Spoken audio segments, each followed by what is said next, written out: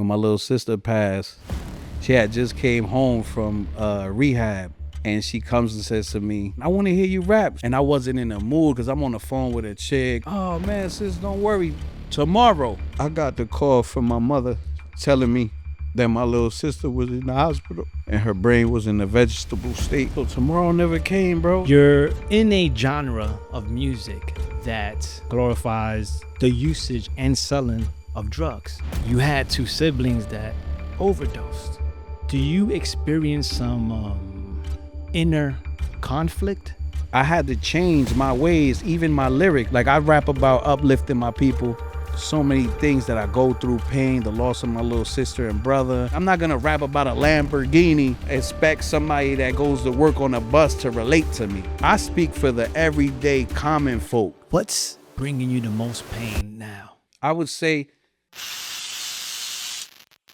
when it comes to success, one of the most important qualities is to be consistent. And our next guest embodies that to the fullest.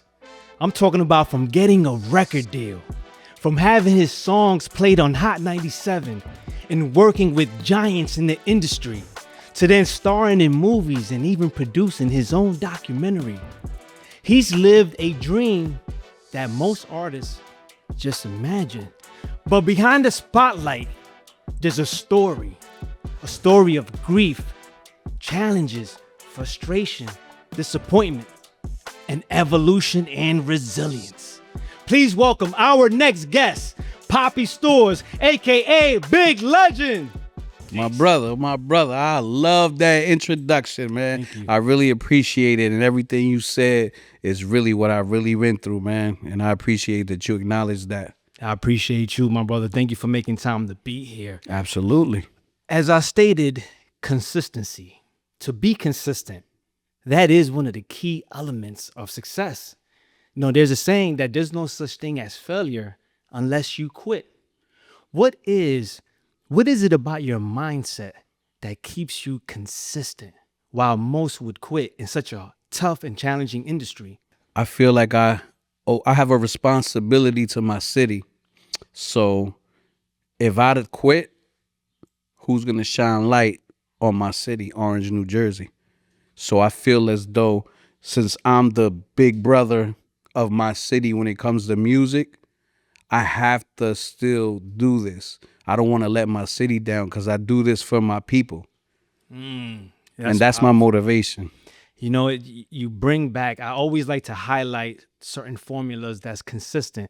You know, as a student of success and personal development, I've read over 400 books and I do this, right? There's always consistency in what people say. And people always discuss purpose and how that fuels them through the challenging times. Throughout not just what you do, but in life, what has been the most challenging thing you had to face? Man, the most challenging, it's so many. And I'm going to keep it, it doesn't even have to do with music. And just in life general, just having to be like a father to my little sister and brother, because my mother had two jobs. So I was a baby taking care of two babies while my mother had two jobs. So there was no father figure, there was no babysitter. And back then, my mother would just leave me with the babies and say, don't make noise because these people could come and they could take you and this, that, and the third. And I had to take that responsibility. And even not knowing how to do it, because she would tell me how to make their bottles and stuff like that and change the diapers. But like even when they were crying, there was one time my little sister and brother were crying and I didn't know what to do. So I started crying too. And we all cried each other to sleep. I'll never forget that day. Wow. Such a big responsibility at such an early stage in life. So while most people were playing with toys, you're here assisting with raising your siblings and having to have the burden of being a father figure. Do you feel like there's a void missing because you didn't have a certain experience as a child to just play and have fun? I think so. because I was raised a little different, and not only that, the fact that my mother doesn't speak English. So imagine going to school. You already have to take care of two babies, still going to school, no parent there, that especially when she is there, she doesn't know English, so she can't help me with homework. She didn't tell me nothing about credit. Nothing that a parent should teach their kid was instilled in me. Nothing. Just take care of the kids. This is how you make their bottle. This is how you change their diapers. Don't say nothing. Blah, blah, blah. That's it. So imagine growing up like that and having to fight for yourself through like learning how to do schoolwork or nobody to help you with your homework. Then you start lacking in school. I mean, so much things. So I guess that made me strong, I guess you could say, because now it's like, I'm good. Like what I grew up dealing with made me who I am today, and it gave me like a strong foundation. Like I'm super solid. Yeah. I think one of the most amazing traits that us men can have is taking negative circumstances and turning it into something positive. And so it seems like that's what you did. You took something negative and you turned it into something positive. How does that reflect in your craft and what you do? Oh man, it reflects in my craft like crazy because it fuels like the motivation with the music, with the writing. I mean, because my music is based on my life. So all reality. So I get to speak about my upbringing, what I've been through, the pain, the good times, the bad times, the losses, the gains, and everything. So it kind of makes, when it's real, it makes the music get felt more. The people listen and they feel the pain. Yeah. It's not fabricated. In addition to that, the bar, because I'm a hip hop fan, you know, I'm into MCs, I'm into lyricism. You're also you're a lyrical person as well. You know, there's some people, like, for example, I love Tupac, so Tupac fans don't get on me. That's one of my favorite artists too. But the truth is he wasn't as lyrical as, let's say, a Nas, right? Who's one of my favorite MCs. But the passion of his upbringing and the pain and his conscious background from being raised from a mother that was a part of the Black Panther Party, you know, you can see it all. But you seem to embody a little bit of both, the passion and the lyrics. So I feel like you married them pretty well. Absolutely. During your come up as an artist, you've experienced a huge loss. You lost not one, but two siblings. How did you overcome that grief while at the same time, you know, on a come up and on a rise with your creativity and essentially your career?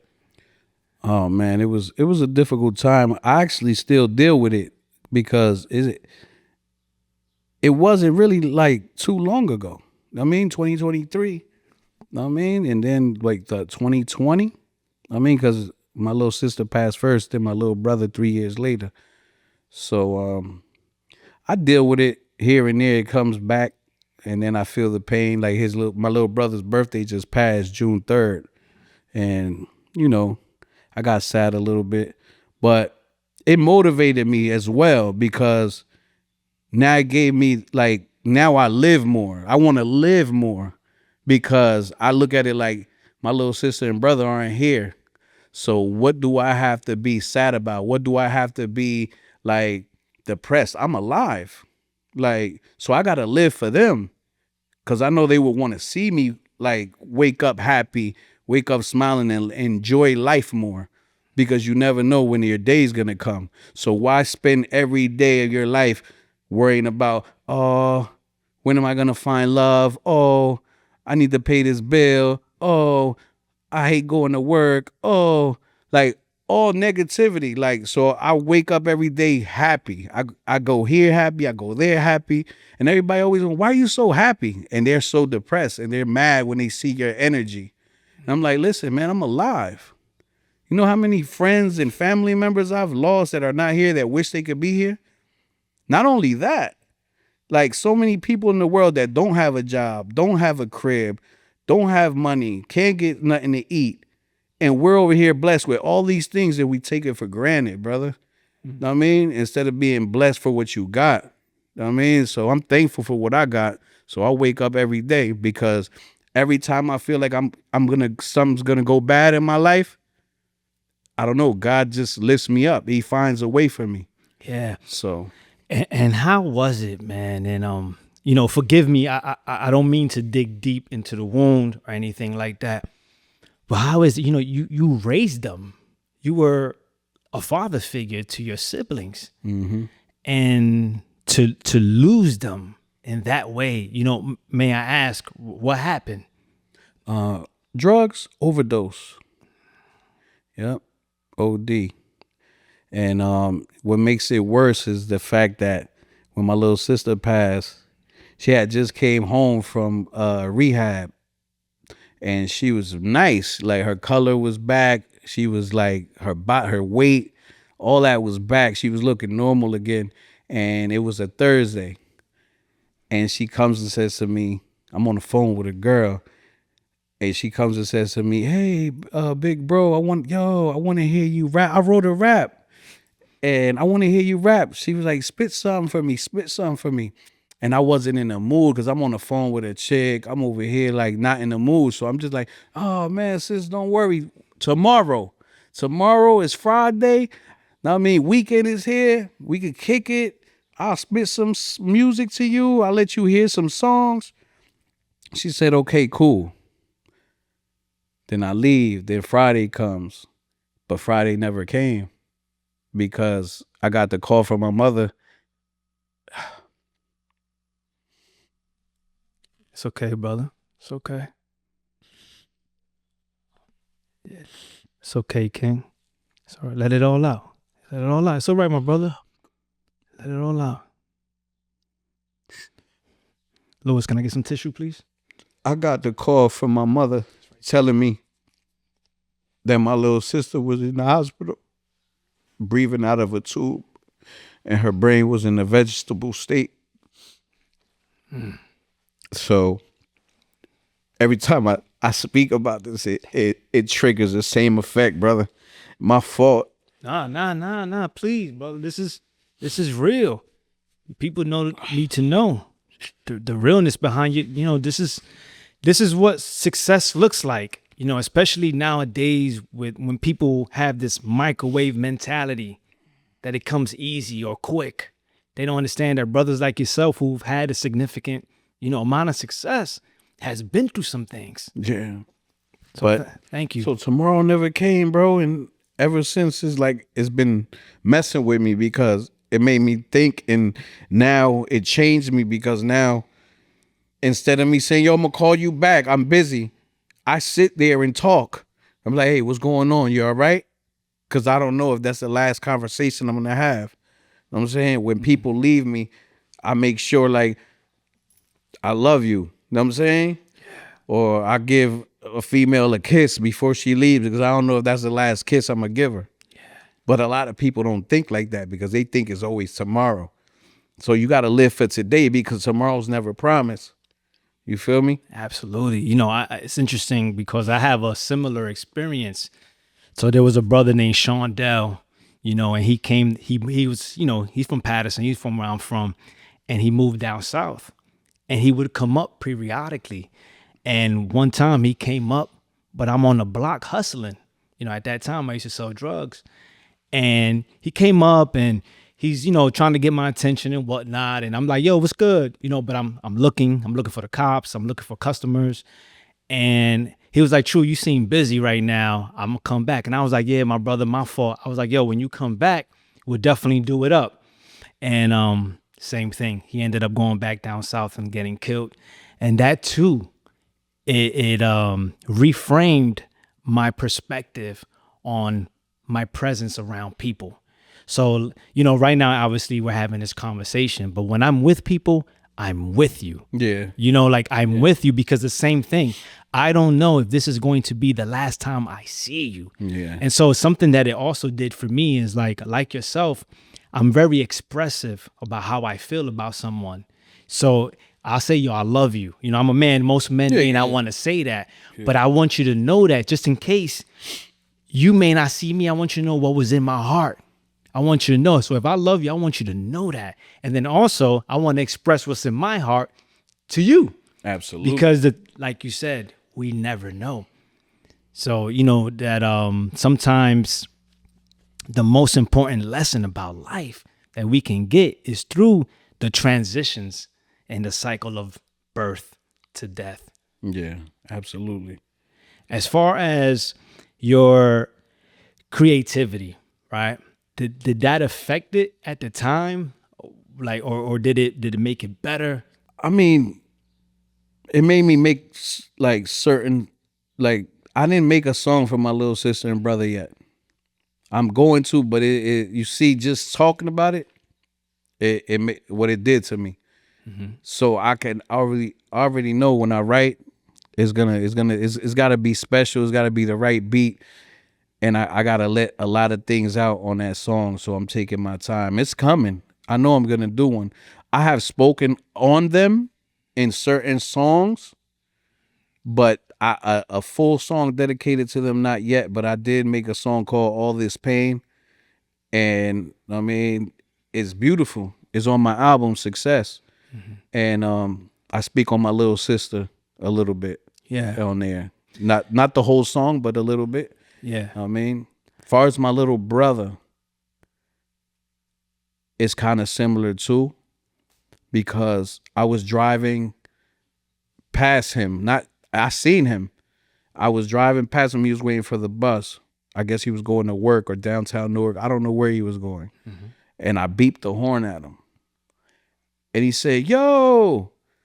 And then he calls me. He said, yo, can you give me a ride real quick? I'm going downtown.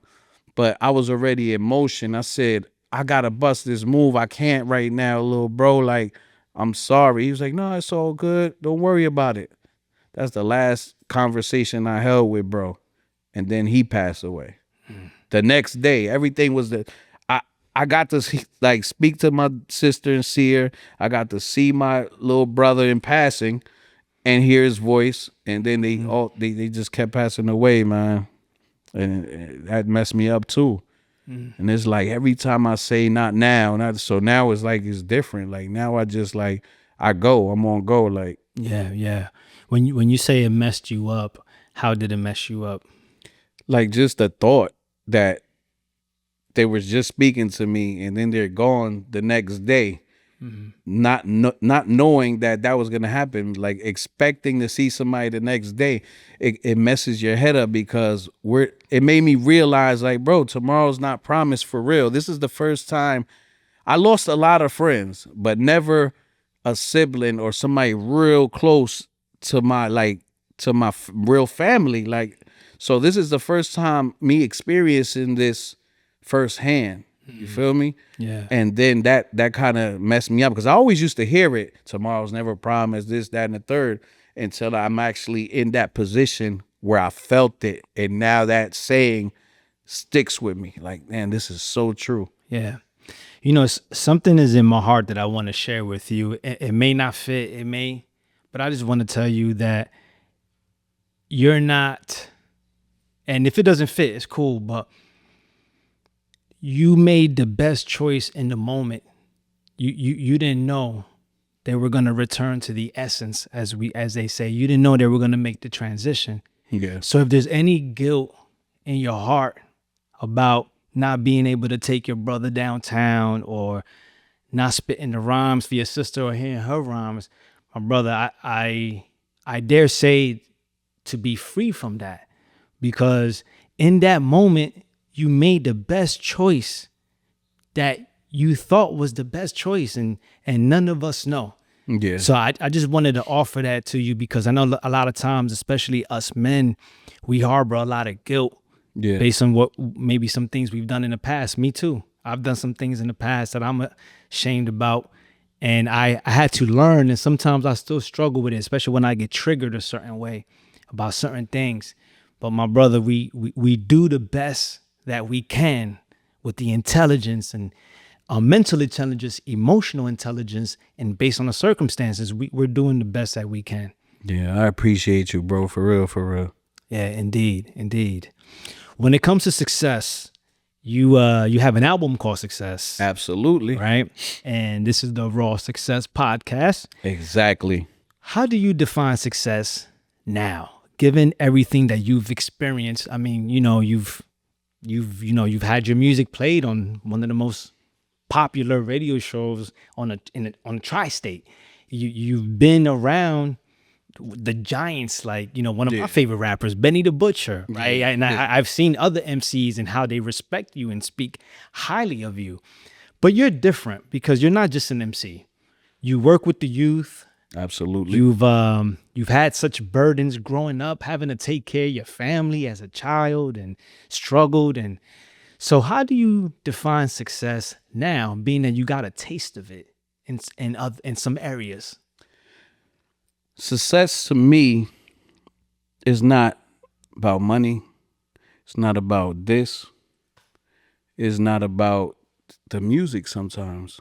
To me, it's about the joy I give people when they listen to my music. The reaction I get from the people that hear my music. The messages, the DMs, the messengers, when I'm walking and people stop me and like, can I take a picture with you? Yo, I love this song, or yo, this song did this for me. Yo, this song put me through this.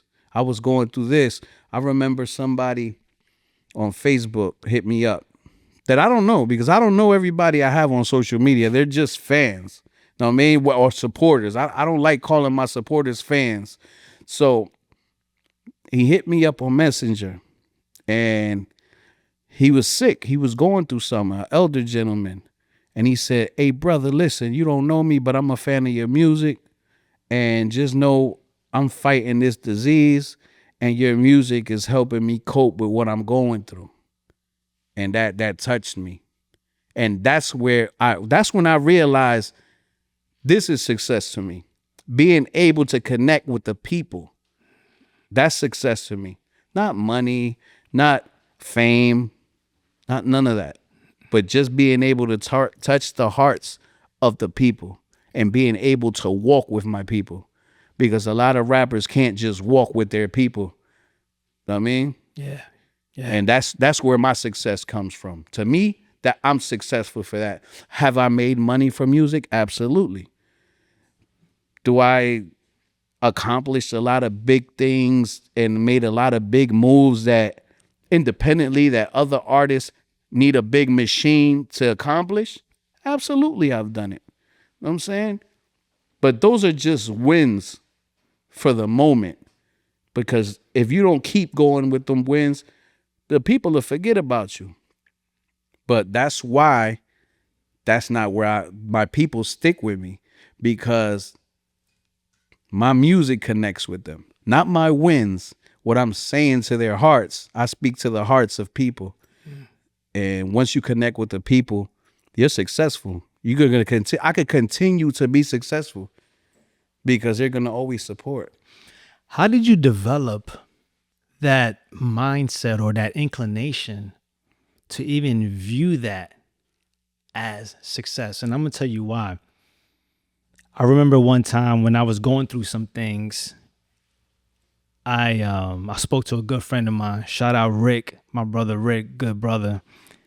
And he told me, because one of the reasons why I'm successful is because I keep real people around me. I don't have yes men around me. I have people that call me out when I need to be called out, people that hold me accountable, and they don't tell me what I want to hear to inflate me. That they tell me what I need to hear to elevate me.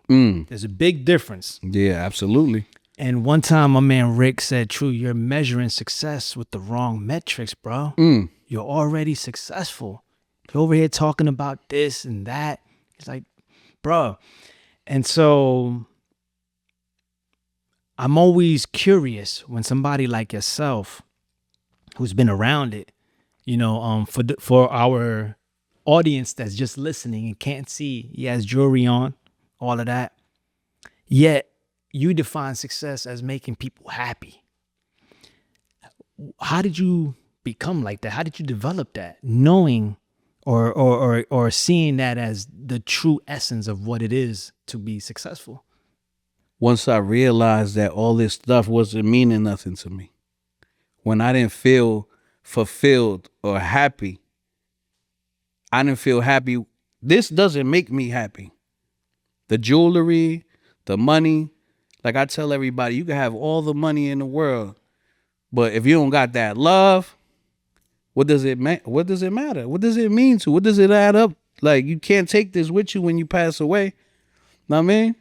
But you want to leave something behind that resonates with the people, so your name could always live on, your legacy. Like, when they speak highly of you when you're gone, that's when it means something. Look at Pac. Like you said, you referenced Pac. He's been gone so many years, and people still relate to him, still love him because of how he spoke from his heart, and people connected to him with through emotions, feelings. Know what I mean? And once I realized that this wasn't satisfying me, the only reason I do this is because that's what they think is success. So if you want to look at me and say, yeah, he's successful because of what I have on, then so be it. I'm going to do it for you. I'm going to put on this show. But this doesn't define who I am as a human being. You feel me? I love that. And I want to say, I don't want to speak for you, but I want to say that it's okay to like nice things also. Absolutely. I believe that our experience as life is to not only desire the best things in life, and that could look different depending on the person, but also to manifest whatever we think is the best according to our nature and whatever is aligned with our energy. So I also want to say that, but the issue is, especially the communities that we come from, is that we become slaves to those things. So I'm so happy that you brought that up, especially for our young audience, because I come from a place where people are killing for that. Exactly. Committing robberies for that, putting their own lives and others in jeopardy, and even in prison for that. And I used to be one of those people. I've robbed when I was younger for that. I snatched somebody's chain right off their neck in Passaic. And those are things I'm not saying to brag. I don't feel good about those things, but at the time, that's what I was doing. And so I'm glad you're saying that as somebody to listen, all of this is nothing. Yeah. Because the true essence of it is what you said, joy and love and the intangible things, but are most impactful. I want to ask you a question, and this question may come across as challenging. Okay. But I don't want you to take it that way. Absolutely. You're in a genre of music that disrespects women, that glorifies crime, and glorifies the usage and selling of drugs. Absolutely. You had 2 siblings that overdosed. And you also have a daughter. Mm-hmm. Do you experience some inner conflict because the music that you love and the music that you do is connected to those messages? And meanwhile, you've also have faced the reality because the music is promoting those messages. And I'm not saying your siblings use drugs because of hip hop. I'm not saying. Yeah. Absolutely. But it's a part of it, right? Yeah. And so, and we could get into the, we understand that it's an art form that is a reflection of where we come from. So the MCs are going to talk about what they see in their environment, no doubt. But how do you feel about that, number one? And two, what can we do about that to uplift people and change the narrative? Well, this might sound cliche, but it's true. Change starts with yourself first. So we can't expect for people to change just because we want them to change. They got to change because they want to change. You could tell people, hey, listen, don't go down that street because the it's a hole. You're going to fall. They're not going to listen to you. But you already went down that street. I just went from there. And they're still going to want to go because they want to find out on their own. Instead of avoiding the pain, they want to go to the pain.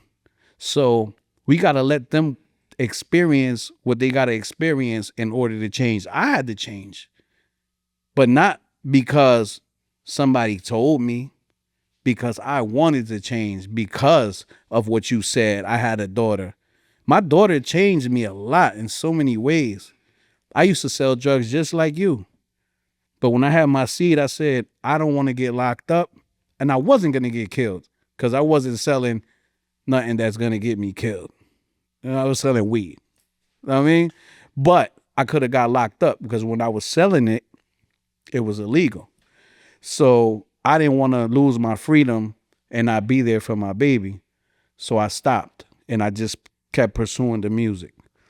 So far as that, I had to change my ways, even my lyrics. Like you said, we say a lot of things about we degrade women. I used to degrade women bad. Not at all no more, but sometimes just to give them what they want, I might say some disrespectful stuff here and there, but 100%, like more positive. Like I rap about uplifting my people. I rap about my city, shining light on my city. So many things that I go through, pain, the loss of my little sister and brother, relationships, things that I go through with exes. I rap about the good, the bad, and the ugly, and my perspective on things. I don't rap about selling drugs. You know why? Because I'm not doing that no more. So I want to be truthful to the people as much as I can be. Like I want to be myself. And one thing I gotta say to the upcoming artists out there, word of advice is always be yourself. Don't try to fit in. Don't try to sound like the next person because he's selling drugs or he's talking about killing. You don't have to be him. You could be yourself and people gonna respect you and love you for who you are and what you bring to the table. Know what I mean? And you don't have to please everybody. Know what I mean? Just please yourself. And then by you pleasing yourself, other people are going to like that about you. Like, I like him because he's not them. He's being him. And I can relate to him. Mm-hmm. I mean, I'm not going to rap about a Lamborghini and expect somebody that goes to work on a bus to relate to me. You feel what I'm saying? So I'm not looking for them to be my fans, for those people that like that type of music. I speak for the everyday common folk. The people that deal with real stuff every day. I mean, I don't speak for the rich. Mm-hmm. You feel me? I speak for the people that feel pain and go through life like me. I'm glad you sent that message to the youth and the up and coming artists, because it's interesting. Literally this week, my son, I got an 18-year-old son, and one of his friends is rhyming now. He's an MC, and I'm like, oh, okay, cool. You know, I support the youth. Let me hear it. And nowadays, I live in the suburbs. Mm-hmm. Like, you know what I mean? Foxes and deers. You know, you got to watch out for bears sometimes. And I'm listening to the music, and I'm like, yo, I know him since he was in 8th grade. Mm-hmm. And he's talking about stuff, and I'm like, my man, you didn't experience. And I was like, son, I was like, listen, I ain't telling you need to do this. But I was like, but the breed of men that I come from, you call them out on that. Exactly. You know what I mean? And I know it's a different generation and they do things differently. Yeah. But I was like, yo, as a friend, I was like, I don't know how hip hop is now. You know, I'm older, obviously. But like, you could get tested. If you talk gangster where I'm from, you will get tested. Exactly. And so I was telling him, you might save his life by calling him out on that. And I don't know if he did or not. That's up to them. But I'm glad you said that. Like, bro, just be yourself. Mm-hmm. You don't got to be nothing else. But I think the industry, and I dare say the powers that be, have a part to play. Absolutely. You know, because it's twofold, right? They make money out of the negativity. Exactly. But then they weaponize it because it keeps the community thinking that they need to be that. As crazy as it sounds, I think that most people would be willing to transform their thinking if more independent artists like yourself, and I have another question that's coming up as I'm thinking it, are successful being on a different level of thinking. Because we no longer, and as yourself, you stated it earlier, need the machine to tell us you got to drink alcohol or you got to, and nothing against that. You know what I mean? Nothing against those things. I'm just using that as an example, you know, because especially when you think about the crack cocaine era and how the CIA put that in our communities. Absolutely. During the rise of the revolution. Yeah. And put people in place to promote it. And so rappers and hip hop, unfortunately, has become workers for the people that want to keep the community down, is what I'm saying. Exactly. And I agree with you 100% because that's what we talk about, me and my friends, all the time. Yeah. So, you know, there's a debate about whether artists and entertainers should have the responsibility to lead by example or to just be them. What's your take on that? Do artists with a big following, like you have a big following, could be bigger, but indeed it's big enough. Indeed, it's bigger than the average person. Yeah. Because of that, should people expect you to be responsible, or should you just be doing you? What do you think?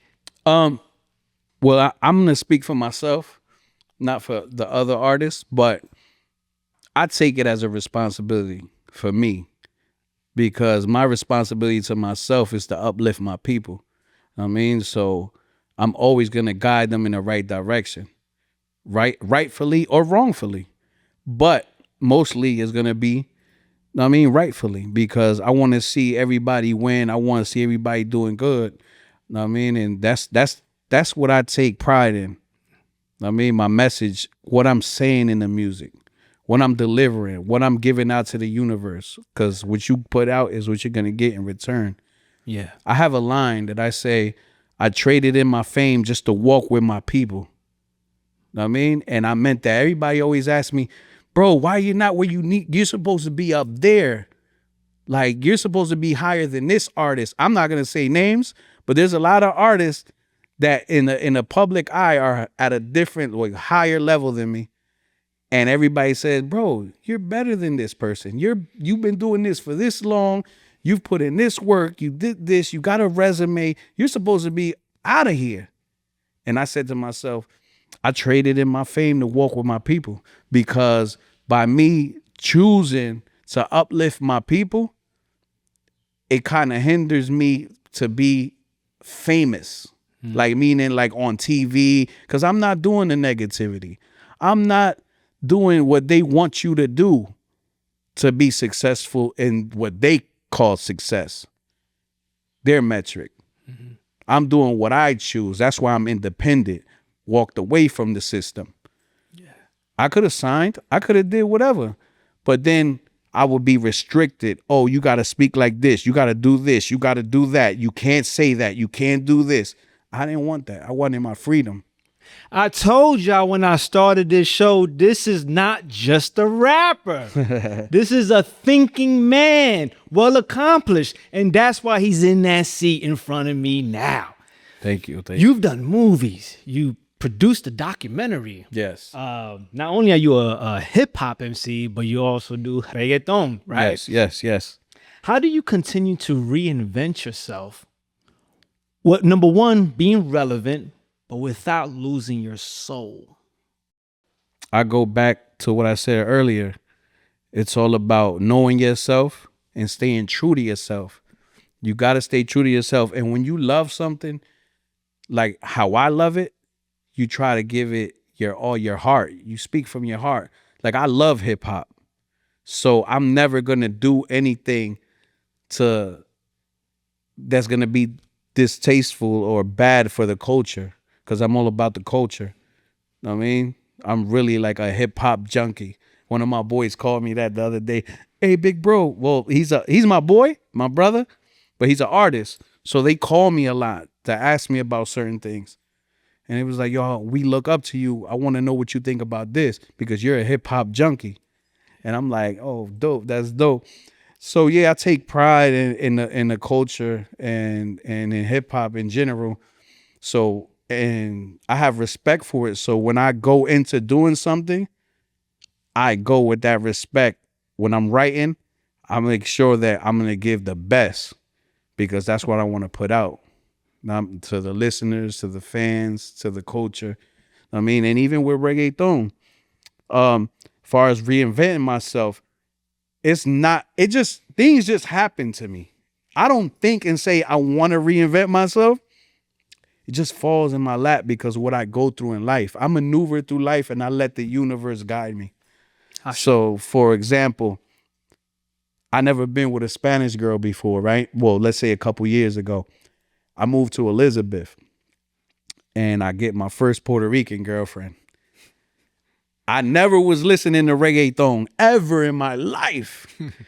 So I'm riding with her. She always playing Spanish music and I keep listening. The more I listen to it, I'm like, yo, this is fire. I'm like, I think I could do it. And I noticed that she likes that because she's Puerto Rican. She likes the Puerto Rican reggaeton dudes. So I said, you know what? I'm going to surprise her. I'm going to make a reggaeton song about her. And I did. My first reggaeton song was about her. I shot the video. And it's crazy because this happened during COVID when I first started to do reggaeton. So I did a song called Déjate de Vainas, available on all digital platforms. Let's plug it in. Of course. Got the video out. But yeah, so I did it and it was fire.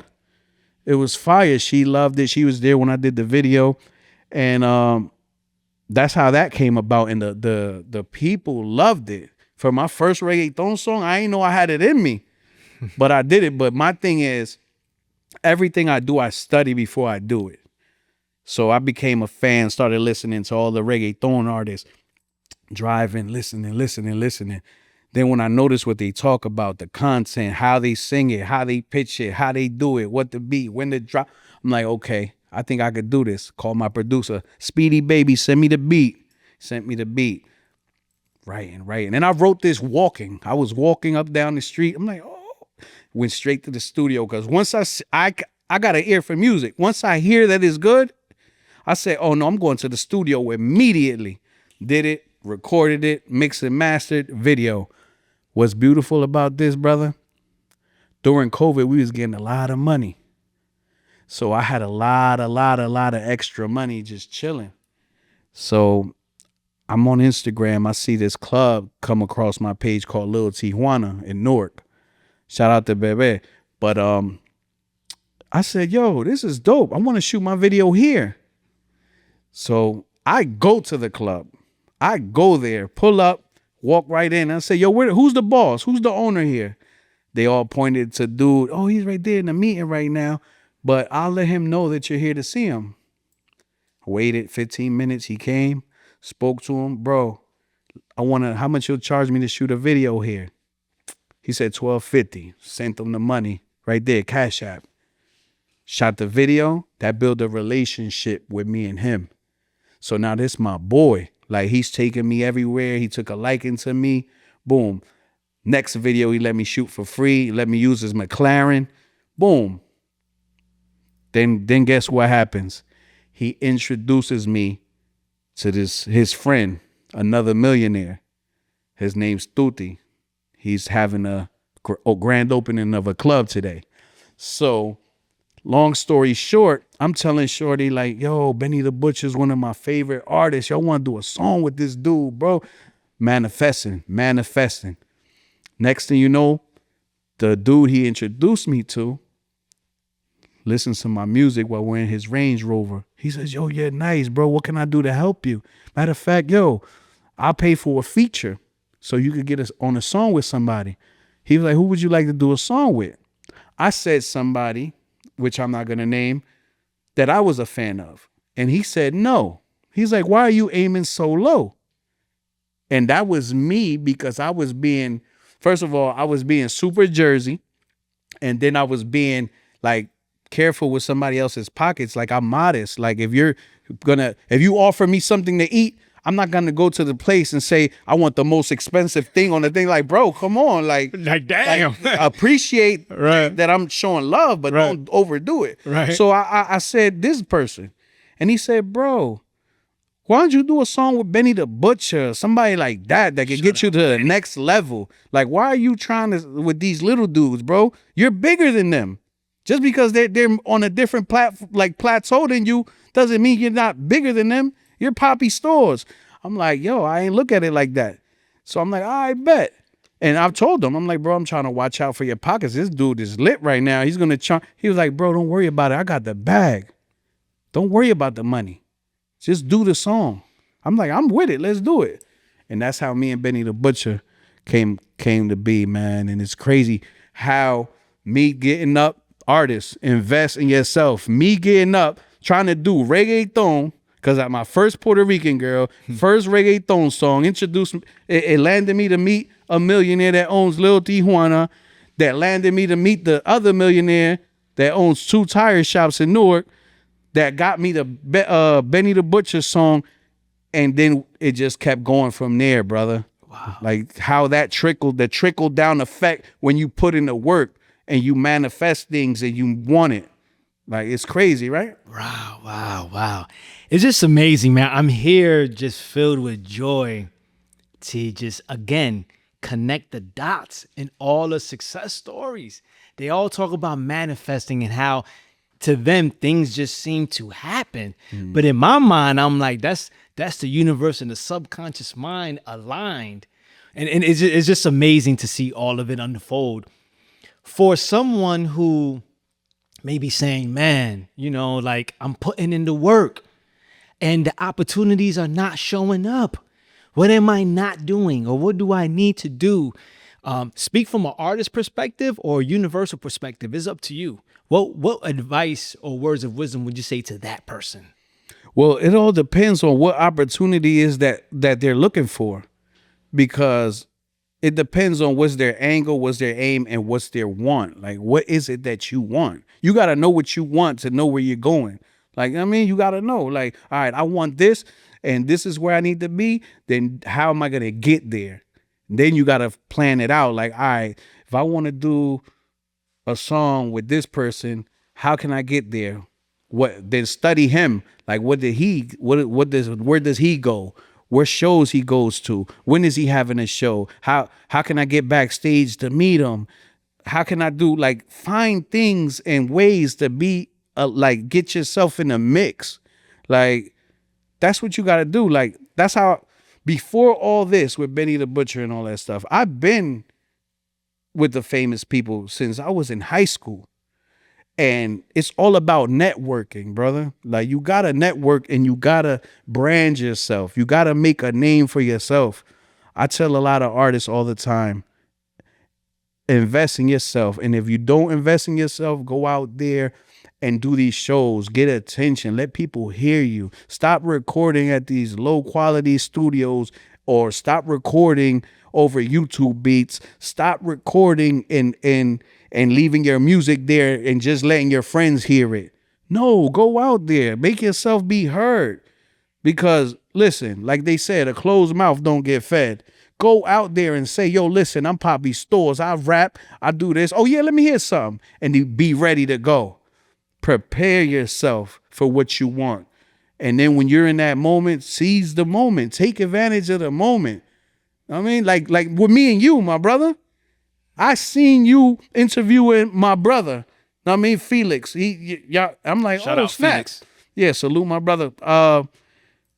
I said to myself, I want to meet this guy. I want to get on this platform.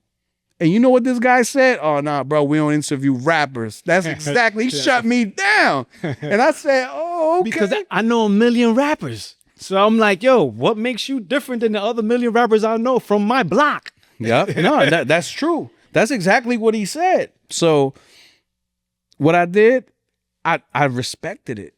And I just continued to build with bro. But I saw his message in it, what he was doing. And that's when we get to the part where I'm doing a nonprofit. I'm part of a nonprofit called Building Blocks, where we speak to the youth and we try to mentor and bridge the gap between the elders and the youth, because there's a complete disconnect. So when I was in there, I've been going there for the longest. I said, you know what? It would be dope for me to invite brother right here to come speak, because he could speak good. And I said, I invited him. And then from there on, you know, we build a relationship. And then he got to see who I am in general, overall. And then he said that I fit the criteria, pardon me. I'm over here tripping. So, and that's how I ended up here, man, because I do have raw success. For example, to me, raw success is when you don't have nobody.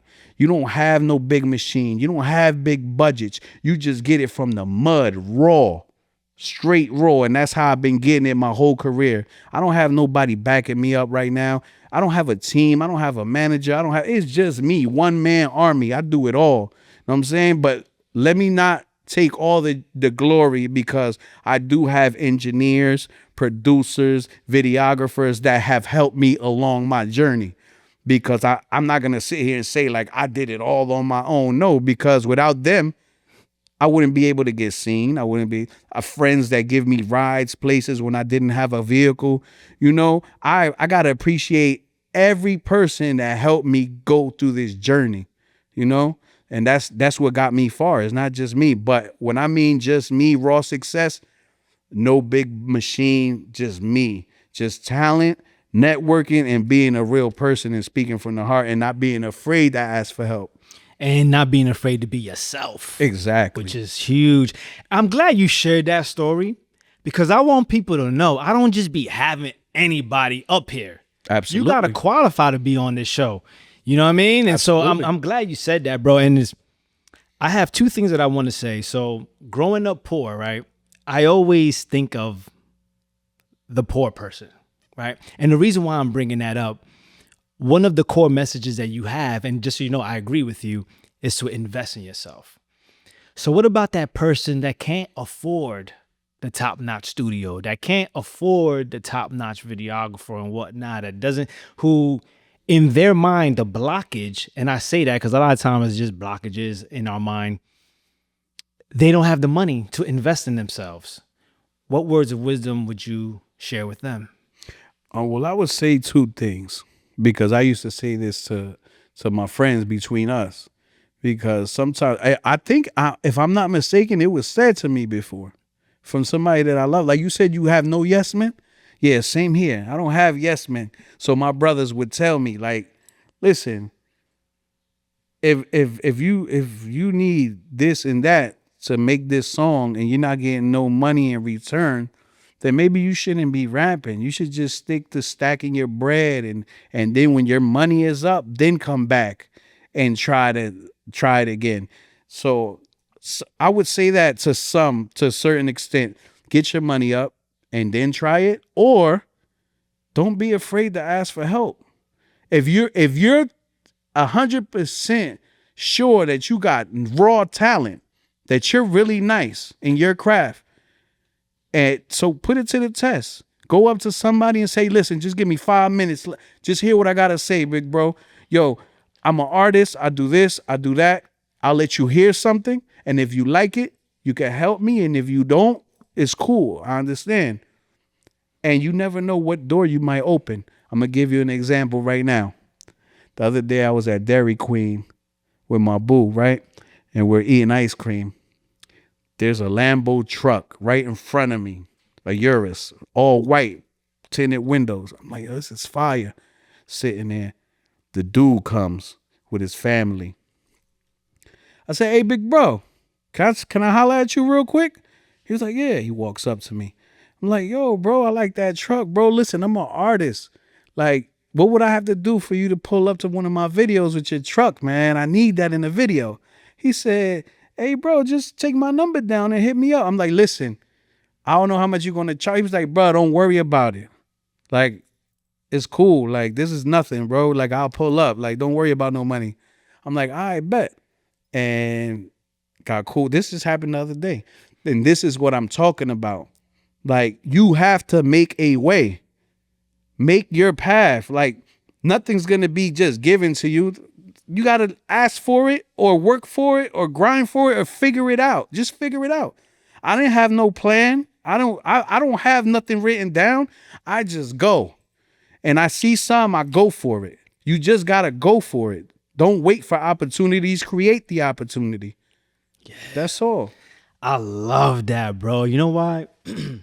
Because it's empowering. Yes. And that's what I'm all about. Empowerment. Shout out to Laura and Karen in the studio right now. Empowerment coaches, word up. I just think that we need to have a perspective of life where we're not victims. We're warriors. We are all about victory. Yes. Not victimhood. Yes. And doing whatever needs to be done. And when I always say that, I want to be sensitive. I know that some people are victims. Like, you know, I mentioned the crack era. Yeah. A lot of families were victims of that. So I'm not saying that none of us get victimized. I'm just saying that there comes a point in our lives where we have to say enough is enough. We're identifying as a victim. I'm going to make something out of this situation, regardless to whom or what. Exactly. And that's exactly what you're talking about, bro. And I love that. I love that you said that, man, because even forget music and life, period. There's so many people that dwell on the past or use it as an excuse to enable themselves to not do better, bro. Like, God forbid, like, you know, all the people that I know that were victims of certain things, and I know it affects them in the long run a little bit. It does. It plays a toll. But as you grow, how long? Like you said, how long are you going to let that take a toll on you? When are you going to stand up and say enough is enough and make that change?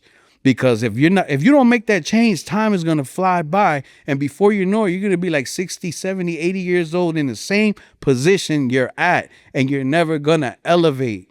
And I tell people that every day, bro. I've been through, like, I got a lot of pain in me, bro. That's why even though you see me smile and I'm happy of life, there's still pain inside me. And it's funny because that pain is what fuels me to keep going. You feel me? I don't use it to hurt me, like keep me down. I use it to push me forward. Like, I'm not going to let this pain keep me down, bro, because I know my moment is coming.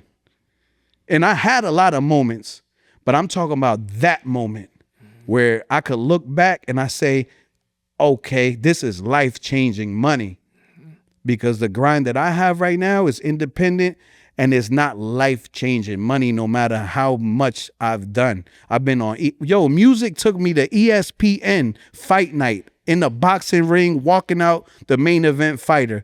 It's on my Instagram. Like, I have proof of everything that I say. It's no cap in my rap.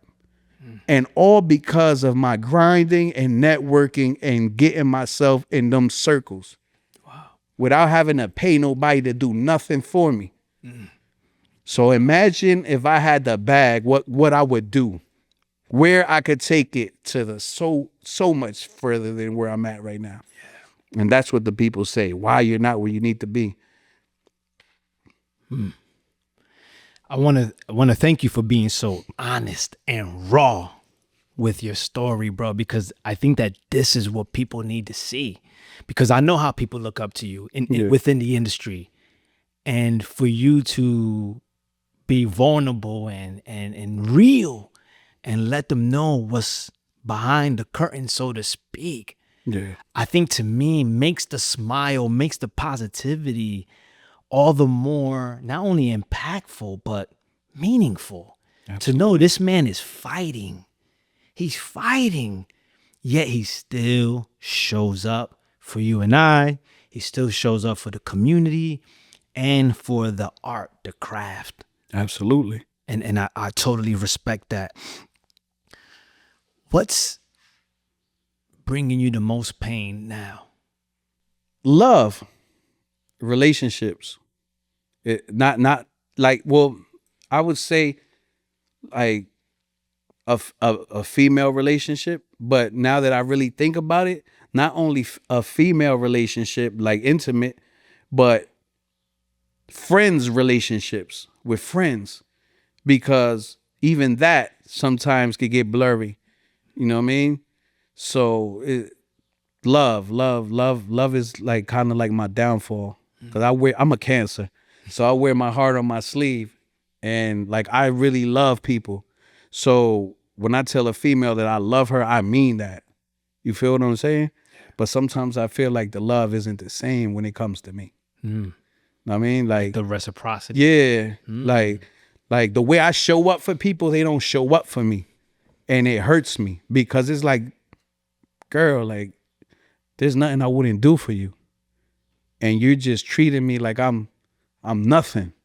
Like I don't mean shit to you. Pardon my sometimes I slip. All good. But not only that, with friends. Like, yo, you there for your friend. Like the other day I made a post. I said, yo, I've been promoting people and showing people love this whole week. I just dropped a single. Not one person shared it. Not one person said, yo, get the new. And these are people that I'm promoting on my page. Know what I mean? But it's cool. I'm fine with that. Y'all still my peoples. I still love y'all. Know what I'm saying? But I see the hearts are different. And just because our hearts is different doesn't make you a bad person. It just shows that it is what it is, bro. It's just me being me. And I can't expect me out of you. So I'm not going to let you change me. You know what I'm saying? Because sometimes we let the hearts of people change you. The evil in people make you evil. And they go for tit for tat. And I can't do that. I got to still love you. I don't know if this brings any peace to your thinking and being. Not speaking about the women part, but I've learned from observing other people and reading tons of autobiographies and biographies of people that are successful, and even being someone that has done a lot. I've had merch, I've all types of things that I've done. It seems similar, bro. Like, no joke, and somebody today texts me to ask advice and how to start a podcast and how I do my podcast. But that person never one time shared my podcast, commented on my podcast, liked the post of my podcast. But they're asking me for advice on how to start a podcast. So you watching, you listening, you see it, but no love is shown. But I ain't tripping off of that because I know my purpose and I'm very secure with who I am now. At one time that did bother me, I want to say. Because I would see people like when I had merch, so all my stuff is positive. You know that. Yeah, absolutely. Not that I'm 100% positive or I'm perfect or I've always been positive. That's just my intention to the world, to the universe. And I would see dudes that's in the same culture wearing positive stuff, right? Would buy hoodies from other people with positive stuff. But somebody they grew up with. I'm like, talking about these are people I fought with. Sacrificed my life. Well, or should I say I was willing to sacrifice my life.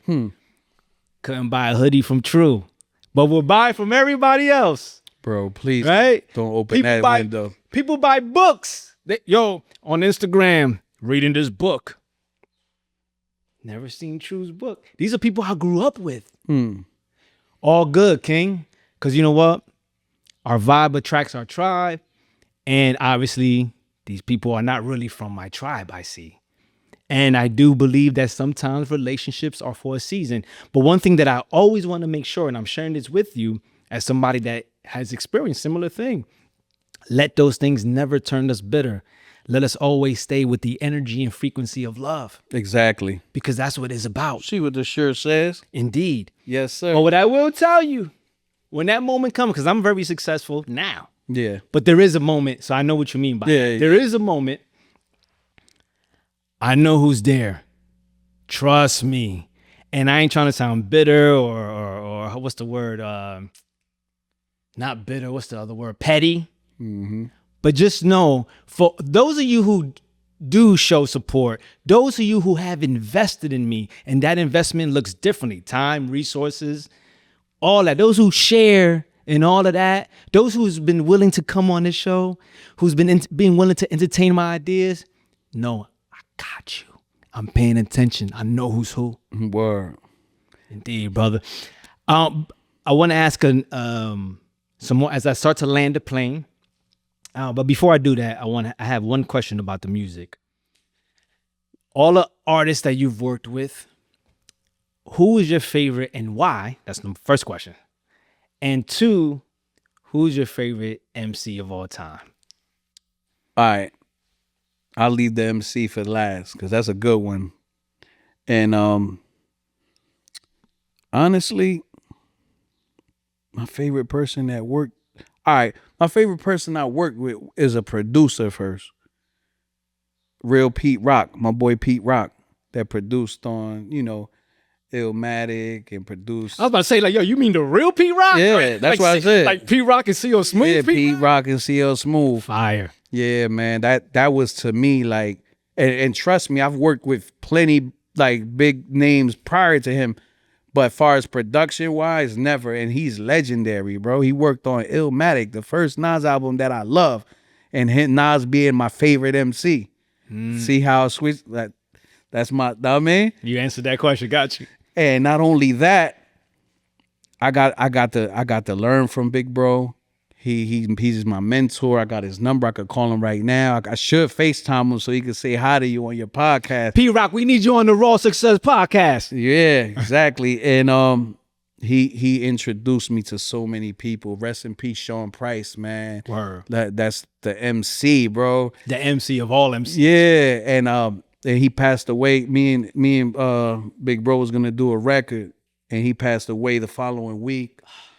And man, rest in peace, Sean Price.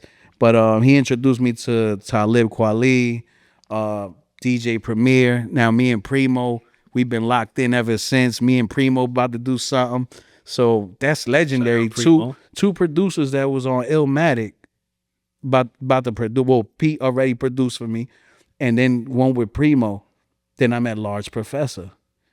All three producers that rock with Nas. Wow. You feel what I'm saying? And it's crazy, man. Like that picture I shared since we're talking about Pete Rock. That was me and Pete Rock. And you see I had the worker vest on. I just got off of work that day. And right now, that is turning into like a fashion thing. Shout out to Jim Jones. Capo, what up? Capo's promoting the reflector construction worker look. And I saw Chris Rio's Big Pun son wearing that. And I was like, hold on, it's 2025. He's doing it for fashion. I did that in 2016 to show the people that, yo, if you have a 9-to-5, you still can make this happen. And I'm not one of those artists that get up there in front to the people like I don't have a 9-to-5. I want to show y'all that a dude with a 9-to-5 is in here with Pete Rock. I'm leaving the vest on so y'all can see. And you seen my caption. That caption's been there since 2016. You feel what I'm saying? I do this to uplift my people.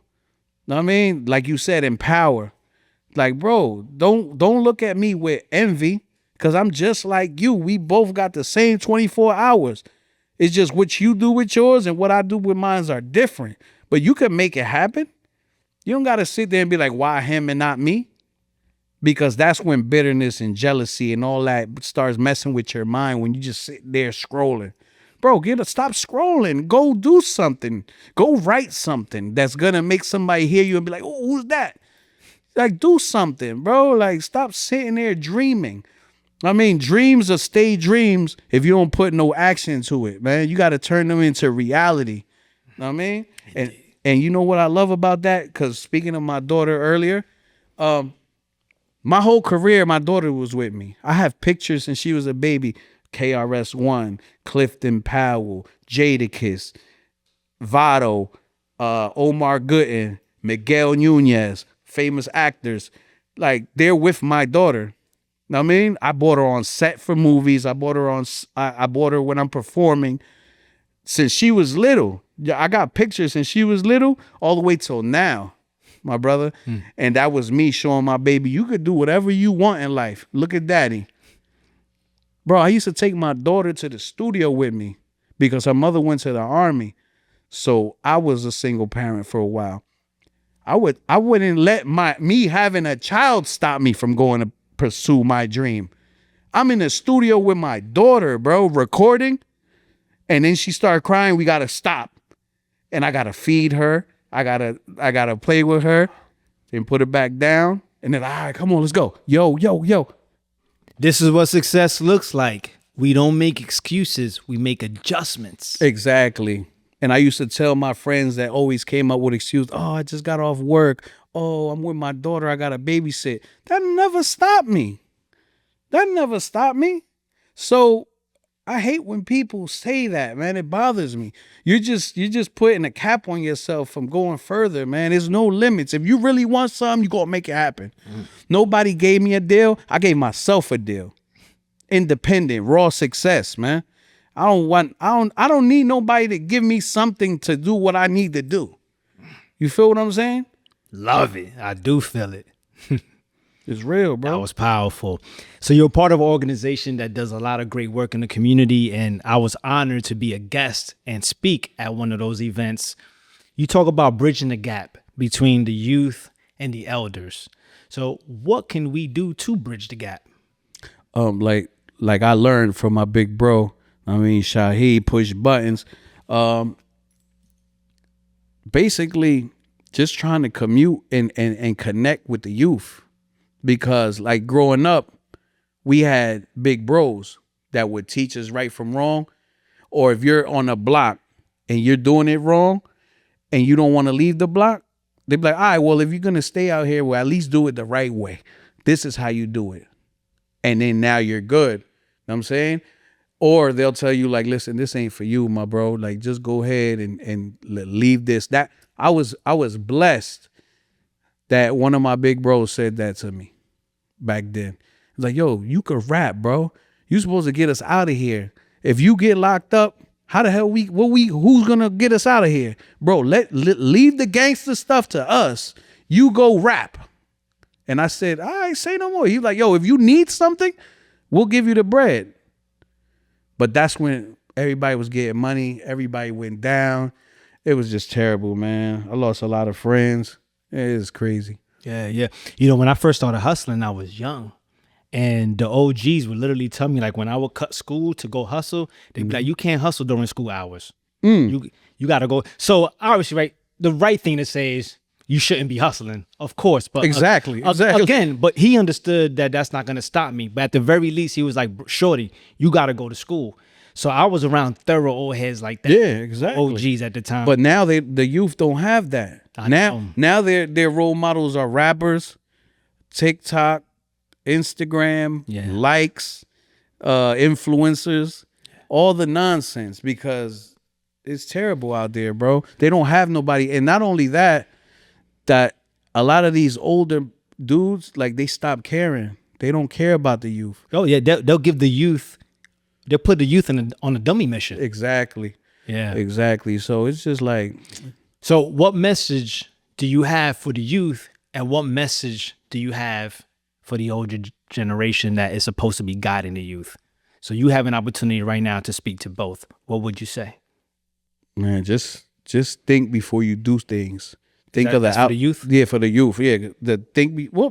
Matter of fact, some of you old dudes need to think before you do things as well. Nah, but for real. But think before you do things, because right now you got your youth. But always remember, what you do in your youth could come and haunt you in your future.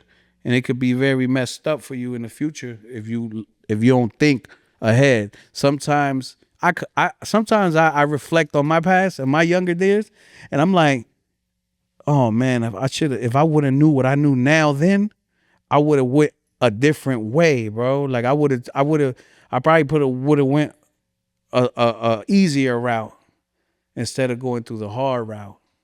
But I didn't know no better. Perfect segue, because my next question is, if you could go back in time, you choose a time to give yourself some wisdom, some advice, what would you tell your younger self? There's so many things I would tell myself, but one of the main things I would say, credit. Like, really think about credit, because I didn't know till COVID Now, I knew about credit, not like I know about it since COVID. Because when COVID and I was getting all that bread, I didn't do what a lot of people did. They went and start balling, buying sneakers, buying this, doing that. No, you know what I did?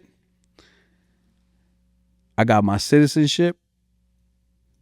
I got my blue passport. I paid all my debt. My credit score went to 720.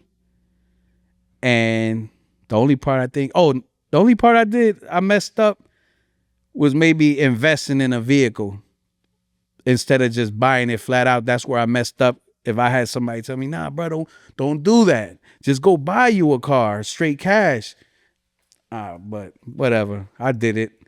But the good thing is, I got my credit up. But if I would have known this prior, I probably would have been in a better position. I mean, so I would tell myself, yo, focus on that credit, young man. Credit is everything. What's your favorite book and why? Ooh, my favorite book. Well, right now is the book for dummies of the music business, because I like to feed knowledge about the craft I'm in, the lane I'm in, because I'm trying to win. Well, I am winning, but I want to like make sure that I know the ins and out of the business. That's another thing for you artists. Don't just rap. Feed yourself the business. Learn the business. Learn how to make money off of music. Learn about everything, my brothers and sisters. For real, for real. But that's my favorite book right now. But prior to that, I had a friend named Jawi, Deshaun Morris, Blood, from Orange, New Jersey. He put out a book called, that was the first book I ever read. That was a while ago. It was The War of the Bloods in My Veins. I read that book. Bro. I read that book, and tell your man, not to cut you off, pardon me. I read that book and wrote him. I still have his letter. So if that's your person, yeah, that's my big bro. Like, that's somebody I really know. Tell your big bro that I wrote him a letter a long time ago, and that I read his book and I shouted him out. Duh, that's dope. That's word is bond. Yeah, but so I read that book because he's from my city. And shout out Orange. Yes, sir, Orange, New Jersey. But a lot of the things he was saying, I knew a lot of the people in that book. I'm like, oh, it kind of like, you know, somebody I know from my city wrote a book, bro. You know what that means? Like I like supporting stuff from my city, man. I love it. But yeah, that was my favorite book. And then now is the business book that I'm reading right now. I read that like a Bible, bro. Like, I read that. Even if I finish reading it, I'll still go back, reference, think. If I forget something, oh, I know it's in here somewhere. Like, I like that. One thing that I noticed about you, and I want y'all to know, this is called Raw Success. So when I have guests on here, they're dropping gems about life and whatever specialty craft that they have. So if you notice, this man constantly talks about studying something. You know, he studies his craft. He studies the culture of hip. This is his chamber. So he's constantly studying. And I bear witness having offline conversations with him when we were talking about having this discussion. And he was like, I study podcasting to know how to speak and how to communicate on a podcast. And I just want to say I respect that of you, because I too am someone that studies whatever I'm into. You know, I just love to learn. Yeah. So you're not just sitting on, oh, I can rap, and then it just stops there. You're like, okay, I'm a student of life. Yeah. I'm a student of my craft. And you respect yourself as such. Absolutely. And so I salute that. Tell the people, I got one more question for you. Tell the people where they can find you, your music, all of that great stuff. Well, y'all can follow me on all digital or all social media platforms, PapiStorz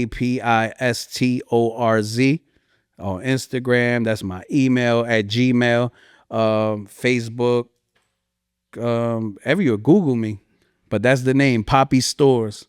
That's STORZ, and Papi is PAPI. Sometimes they spell it wrong. YouTube, check out the video. Subscribe to my channel, because I need some subscribers. I still didn't get 1,000 subscribers on YouTube. It's just so, I don't know how. I'm stuck like at 800. Like, I need 200 more or some 300. Come on, let's get it. No doubt. But yeah, find me on Instagram. I'm on Instagram more than anything. Facebook, I'm there here and there. I just post in and out. but more on the gram. 100 years from now, and before I ask the question, I wish you nothing but long life, longevity, abundance, joy, and a successful life. 100 years from now, when you've made your transition and they're reading your eulogy, what do you want your legacy to be? Damn, that's a good one. Because before it changed, before it used to be top 5 MCs in Jersey. But now it's like I want to be remembered as the big legend. You heard? Jersey big legend. Yeah. And this name was given to me. I didn't just, one thing I learned in life, you don't crown yourself. You let the people crown you. And I've been crowned a long time ago. Indeed. I just embrace it. Indeed. My brother, I salute you. Thank you for taking the time to come out here. I know you got a special event coming up. Yeah, right after this. Absolutely. And I just appreciate all that you do. And thank you for being real. Thank you for being raw. I appreciate you having me, man. Indeed. Thank you. Yo, family, listen. You know my man was here dropping gems. Not only did he open his mind, but he opened his heart to you. Absolutely. If you know anyone that, as a matter of fact, you know someone that can benefit. There's no if. Share it to the people that will benefit, that can benefit. Make sure you subscribe and press that like button. Let's get it. You see him. Hi.